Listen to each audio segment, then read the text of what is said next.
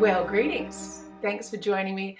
This is the July 2022 Ask Savannah question and answer video. And if you're new to my channel or to this video, what does that mean? Well, basically, I'm going to be answering various witchcraft or occult or spiritual questions that people email in to us. So the website's blackwitchcoven.com.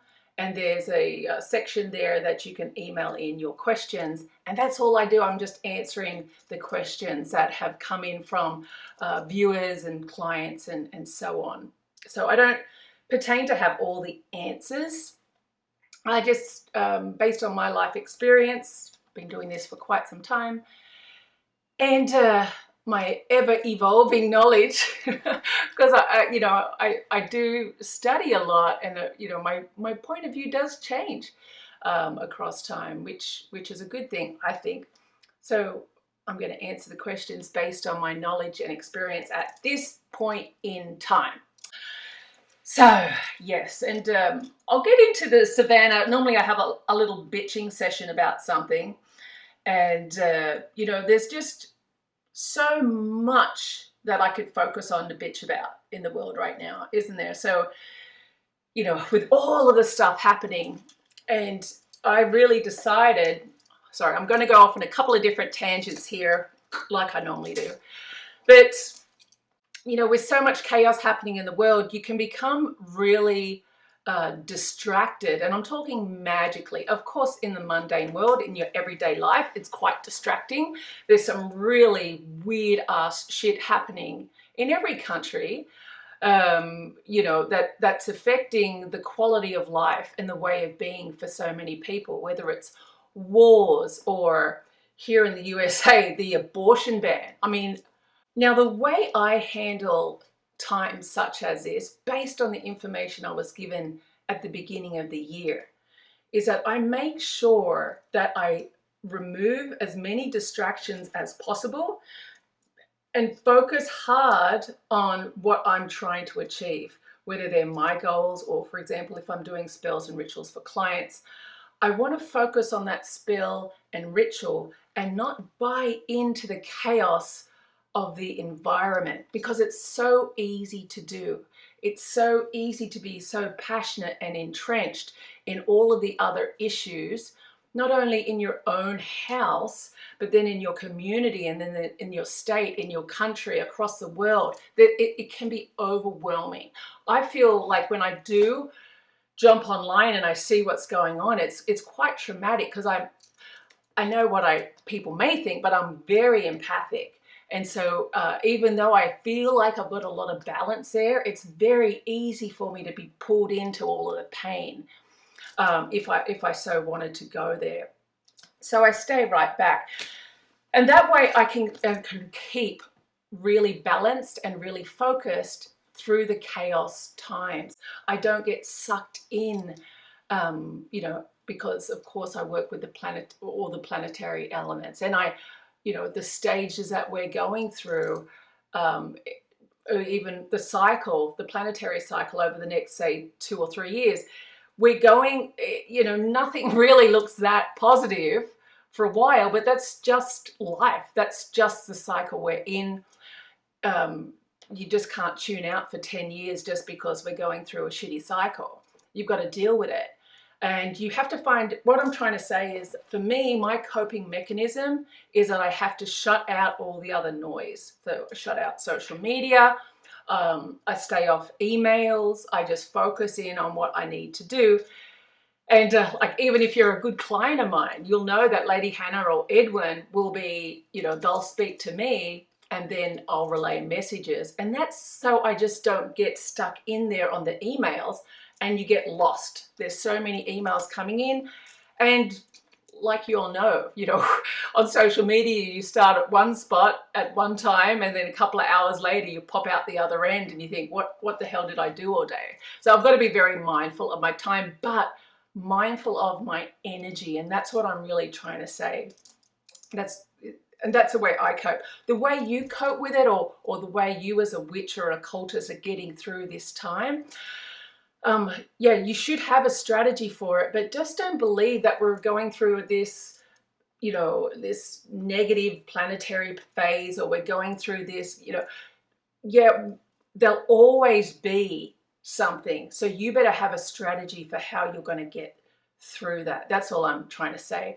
Because of course, you know, we're the ebb and the flow of our universe pulls us in and pushes us away. That's just the way it works.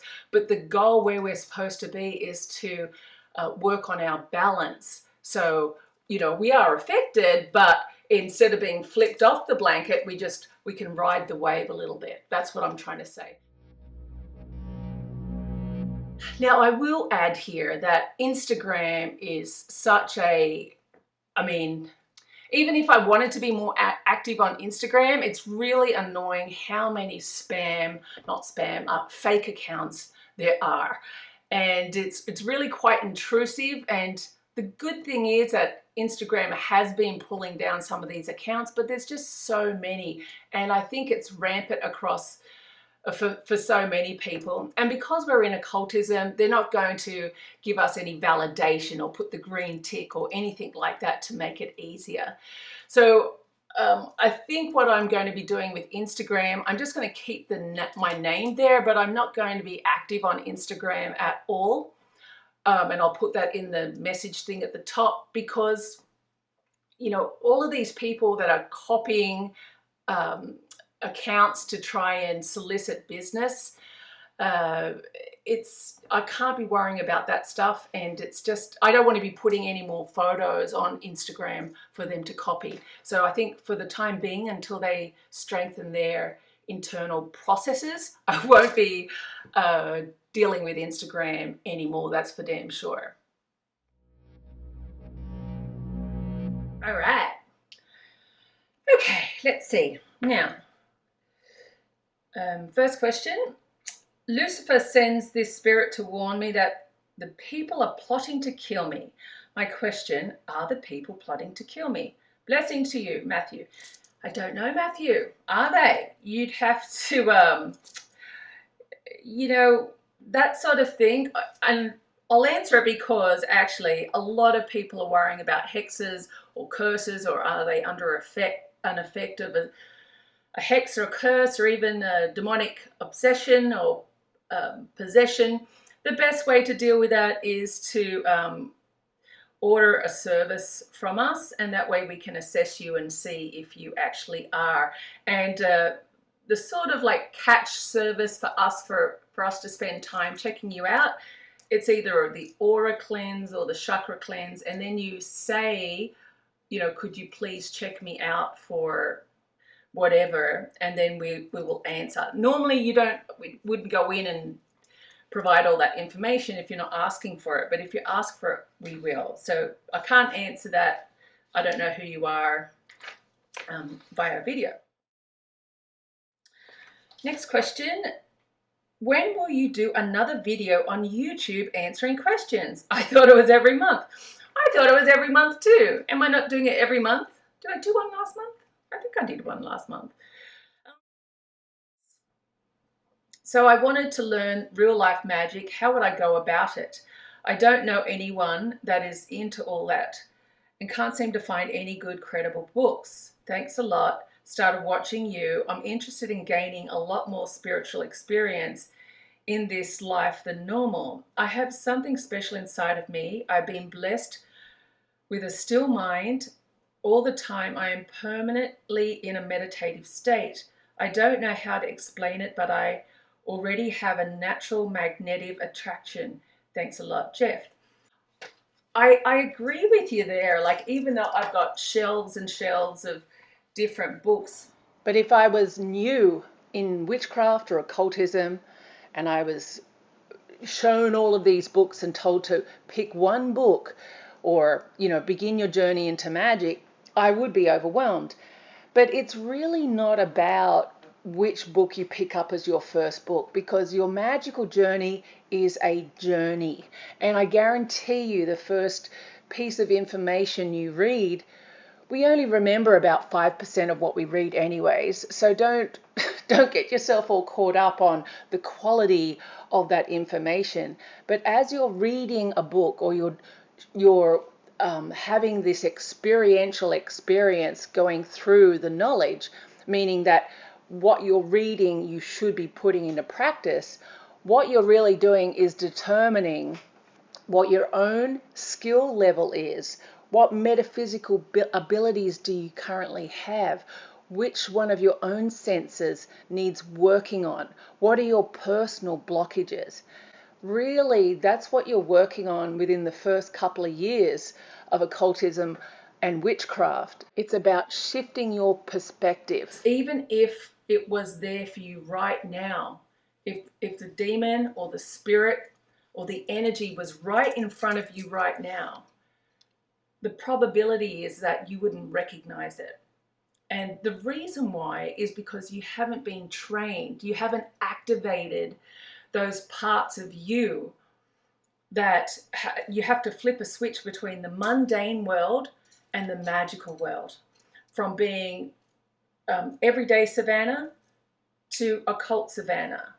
So, and it's a flipping of the hat, just as like you flip the hat when you go from your walking into your workplace, and then you have to be a certain person when you're in your workplace, right? You've got to be workplace you, or you have to be parent you, or you have to be, you know, whatever it is. You have a different role.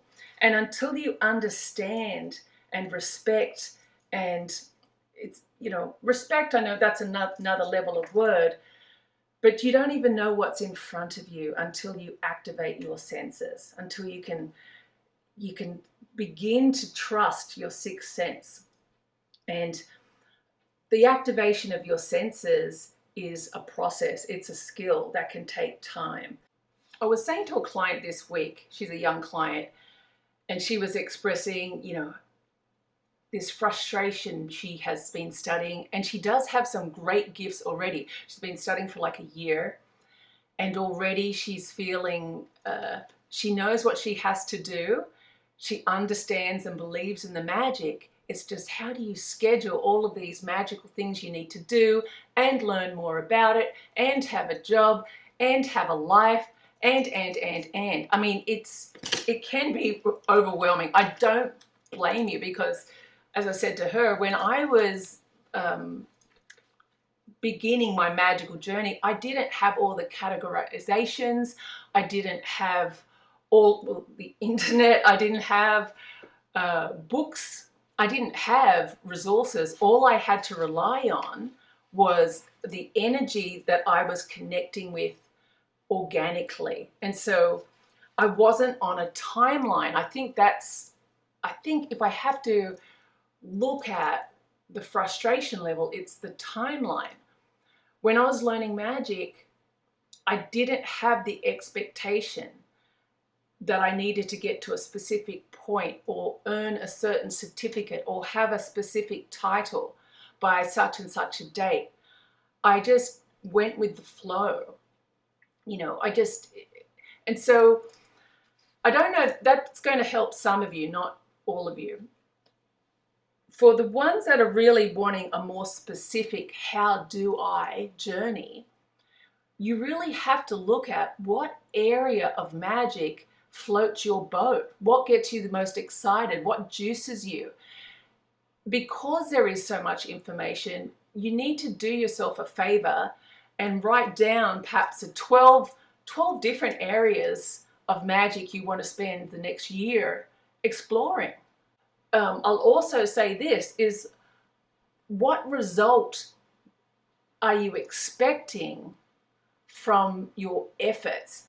I would just get the basic books of magic, even a book on Wicca, Buckland, Gardner, all of those type of stuff. Go through the basics, the fundamentals, build up your own skills, and then really see what you need to do after that. I'm interested in gaining a lot more spiritual experience in this life than normal. Having a spiritual life is different from having a magical life. You can have a magical life and not have a spiritual life.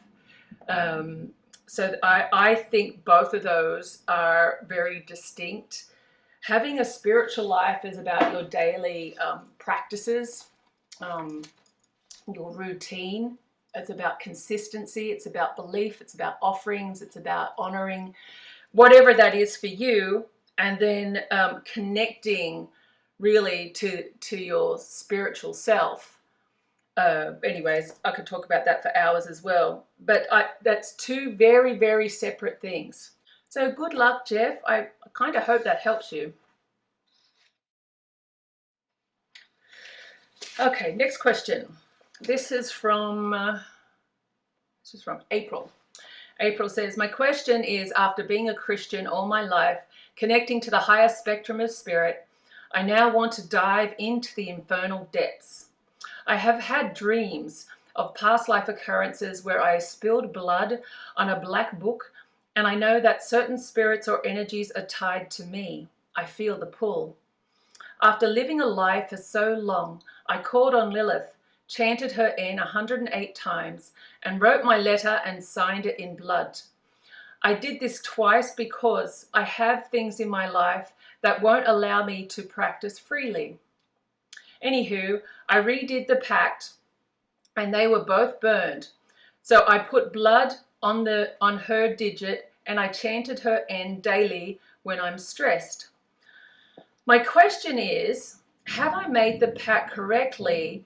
And if I didn't, how can I fix it? So April, to me, it sounds like you have, but what makes you think that you haven't done it correctly? Are you, what are you expecting? And especially with Lilith, like, you know that she is renowned for doing her own thing.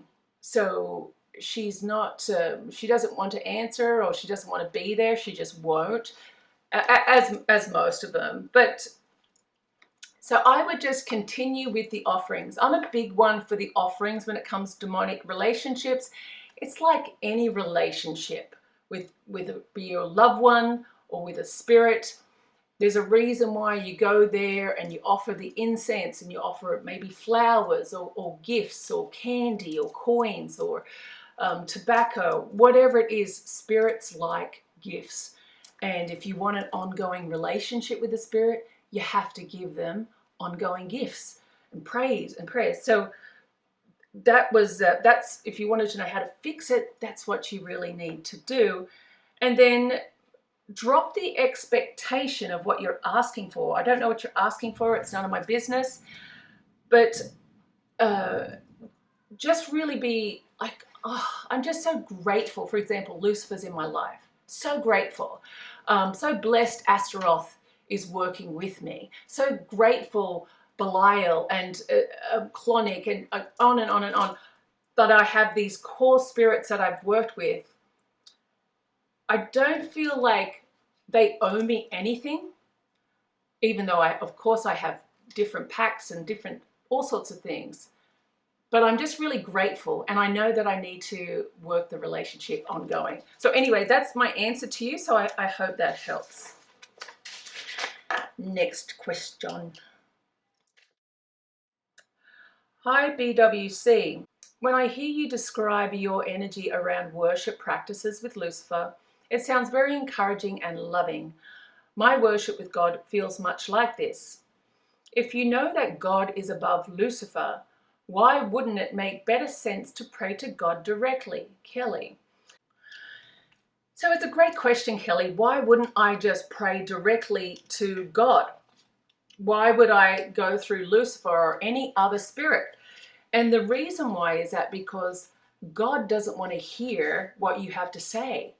That's why there's all these other spirits, gods, goddesses, spirits, every nationality across history up to the time of the Abrahamic religions know that there are gods that deal with our stuff, and then there's a creator God, the universal source of everything.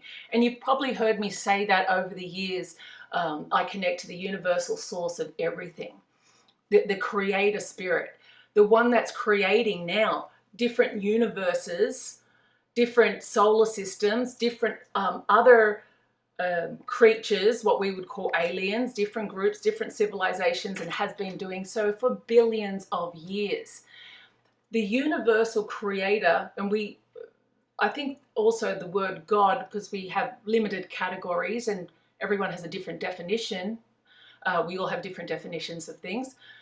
But it's not a God as we, as a God that you pray to and expect deliverance or expect feedback or expect more money or whatever we do in modern times.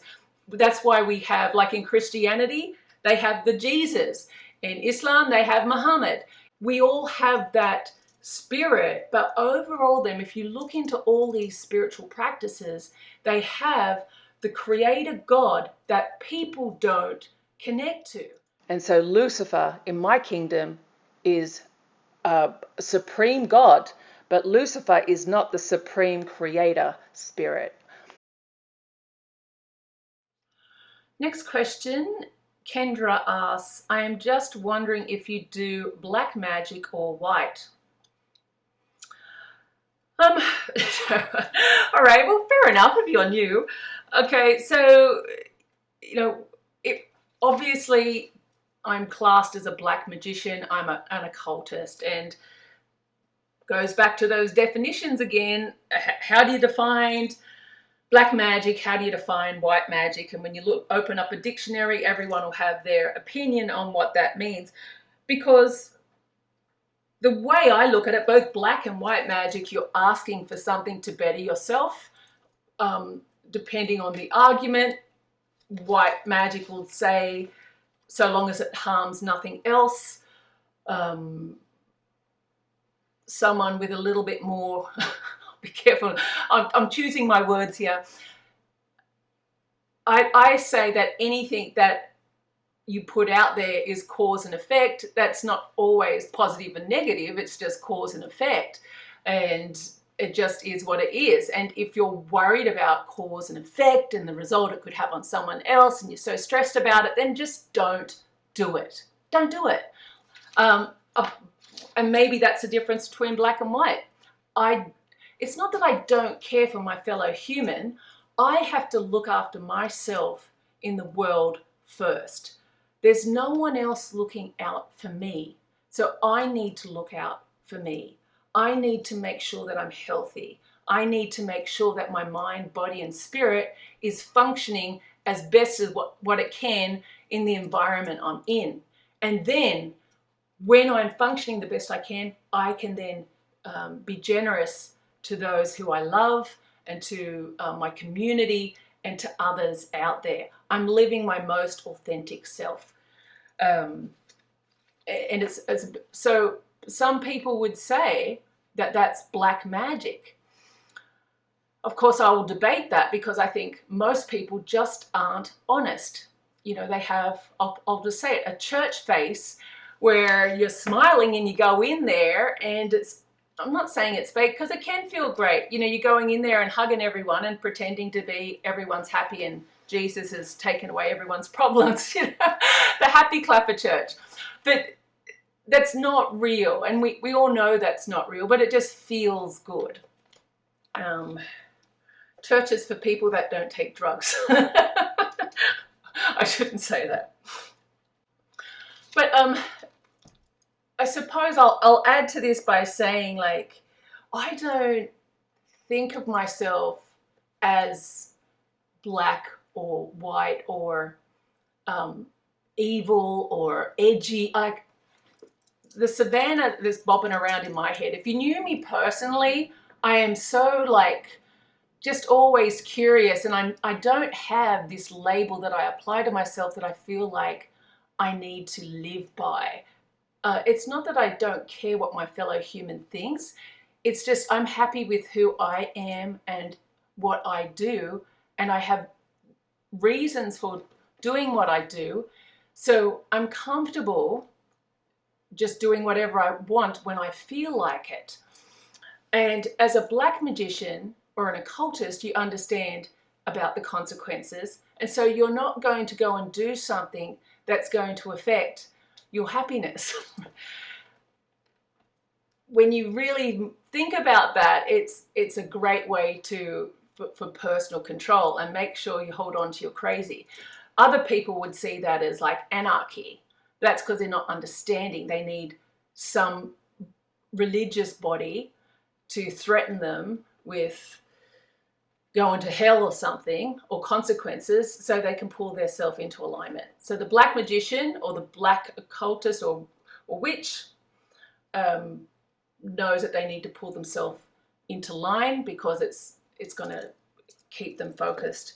So that's one thing. I know I'm going off everywhere again. The other thing I would say is like why I don't feel like I have a category is like I'm not always just summoning demons from morning, lunch, and then dinner time. Like it's not all day darkness and gothic. That's not my life. I'd say I have quite a magical life. Most of the things I do throughout my day have a level of magical intention applied, from even when I'm going for my walk or participating in consultations or my work. I have a gratitude. I find things to be grateful for because I know the importance of gratitude for my spiritual betterment.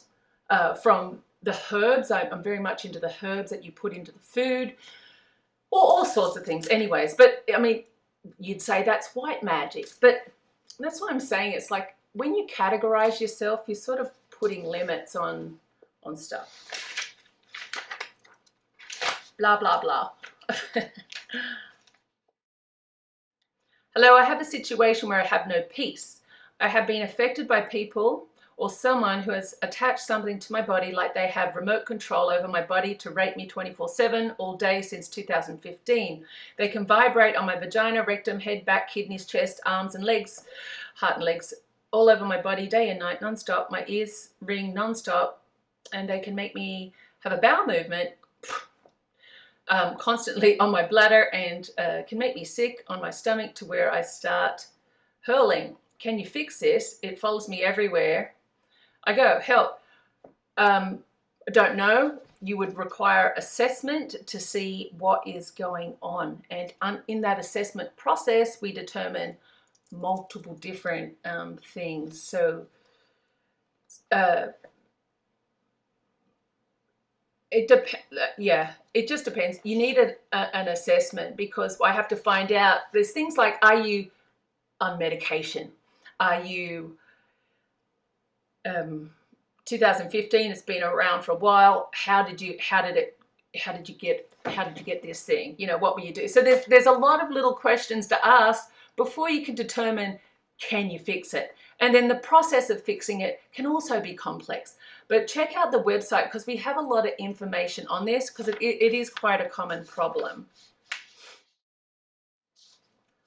Can a person have an African voodoo ritual with an animal sacrifice to put a spirit into a kola nut that the person can eat and take the spirit into themselves? Also, if you have any demons that just want to ride someone, piggyback them, carry them, I volunteer. Oh, okay, I see. All right, Clayton, we'll forget the second part of your question, but thank you for offering your body for demonic services. As for the question, can a person have an African voodoo ritual with an animal sacrifice? I don't do African voodoo rituals because I am not voodoo, and obviously I'm not from Africa. So I can't really talk on this subject matter because I don't offer it. What I do know, that unless you are a practitioner of the Voodoo faith, that you wouldn't be doing any type of voodoo ritual, especially when you're bringing a spirit into yourself. And the idea of giving an animal sacrifice, unless you're initiated into that religious system, it would be just for a gigantic waste. And I remember being told that the koa nut was really significant because we were talking about the creator spirit before, and the koa nut has significance with the people that were born and raised from that land to the creator spirit. And so introducing that nut into the ceremonies, there's so much history and tradition and ritual there. Don't partake in any type of ritual like this, even if you're on a holiday somewhere and they're offering you a spiritual experience to come down to a local tribe. Just don't do it, because Sometimes the people are in need of money, and you'll go down there and you'll partake in the ritual, but you're not just offending. You might think you're helping the people, but what you're really doing is offending the spirits, the gods, the creator, the supreme being. That's the true offense of it. So you really have to understand what you're doing before you partake in any ritual at all. Destroy my neighbor with setting a figure candle. Hello, Savannah. I was wondering if I buy the setting of figure candles, would it be enough to curse or destroy, prefer the latter, my neighbor? We have not liked each other for 5 years, since we moved in next door to each other. Lately, she has been calling the police and making false accusations. Now she is threatening to file a restraining order on me. My fear is if she calls the police, lies, and then I end up in jail. I just wanted to tell you so you do not think that I'm asking the spell without merit. I look forward to your reply and thank you for your time. Oh, no problem. So the pesky neighbor situation. I mean, yeah, we've all had them, and the figure candles, to do them, sure. The setting of a figure candle, I don't think that is personally the best strategy for it, the setting of a single figure candle. If you're using candle magic, I think it's probably better that you use a jar candle, such as a getaway candle or a run devil run candle or a doom candle. If you don't have them, just a black jar candle. And you're going to dress it with some type of oil, black arts oil or run devil oil, or I like to use doom oil. Hot footing is popular if you're practicing conjure or root work.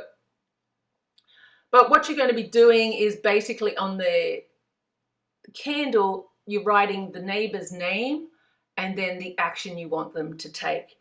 And you're constantly going to be having, so while the flame's alive, the intention is out there. So I would have a constant series of candles burning towards your intention, because it can take some time.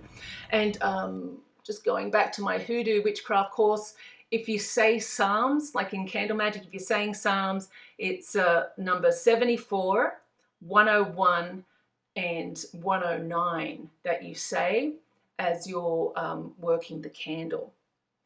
But personally, what I like to do when it comes to with neighbors, and I'll use an example, is I like to leave some level of cursed object physically on their property. And I think I spoke about this over the years. At one of my properties, I had a real pain in the ass neighbor.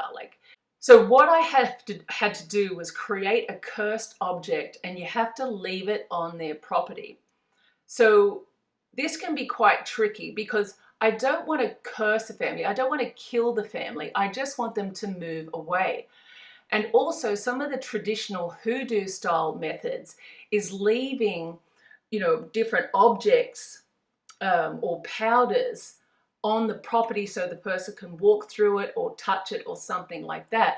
And I don't want the children or the animals to touch my doom powder or even hot foot powder or anything that I've cursed. That's not what I'm looking for here. So what you do is that you create either a bottle, some level of bottle with cursed objects inside. So if you don't have a bottle, the old hoodoo or conjure root work is that you have an onion and you hollow out the onion. So you pull the core out of the onion, and then on a petition paper, normally you write the person's name in a cross section and what you want them to do.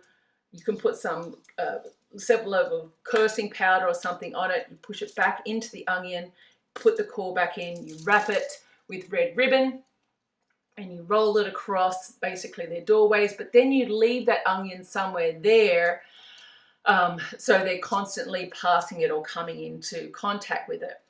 Well, I don't like doing that, because if somebody's sensitive to smell, a rotting onion is going to get them to pick it up and get rid of it, getting rid of your spell. like a Thai way of doing it, or like in Asia, what they do is they hide bottles, cursed bottles, on the property, and that's what I like to do. And because they had very large pit bulls, even though they were friendly, I'm sure they wouldn't be too friendly if I was sneaking on the property at nighttime. So it sounds terrible.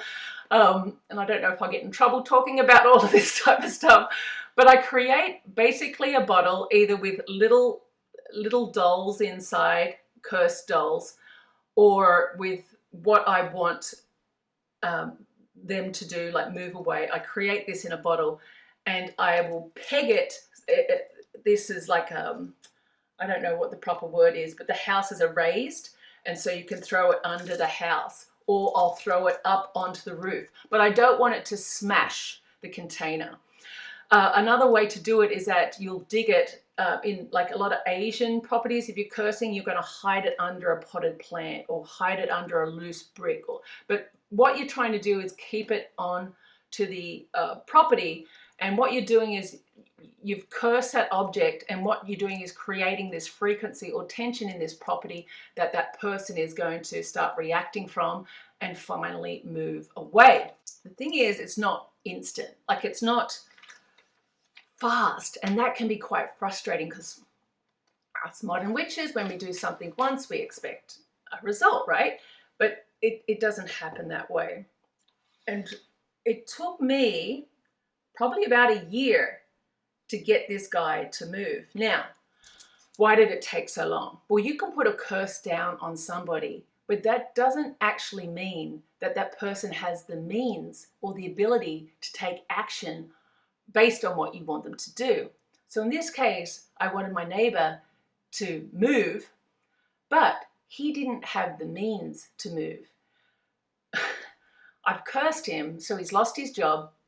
So now the family is without income, high rents, doesn't have the bond for another property because they were renting that property.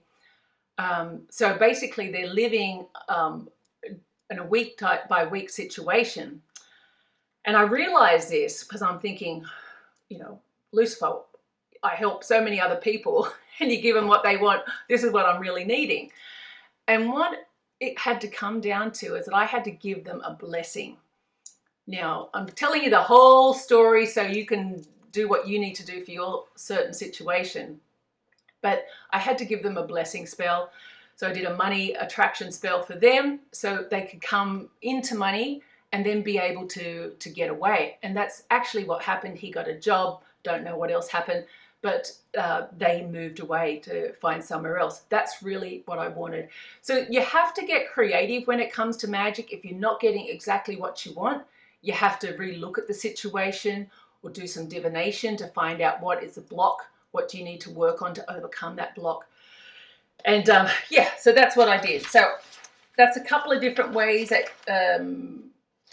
could inspire you to get rid of your neighbors. All right, last one because I'm pooped.